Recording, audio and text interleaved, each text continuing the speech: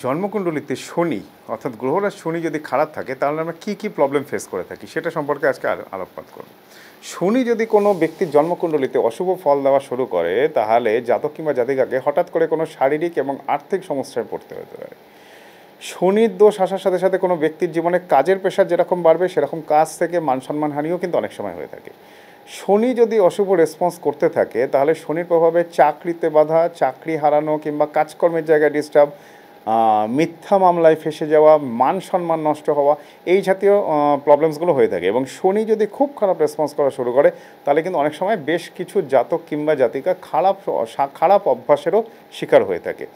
So শনি অশুভ থাকার কারণে চাকরি থেকে বাধা, শনির প্রভাব, বিভিন্ন ধরনের প্রবলেমসগুলো আলোচনা করলাম। এইটা নিয়ে বিস্তারিত কিন্তু আপনাদের সামনে ইউটিউব চ্যানেল এবং ফেসবুক পেজে লাইভ নিয়ে ফিরে আসবো। নমস্কার।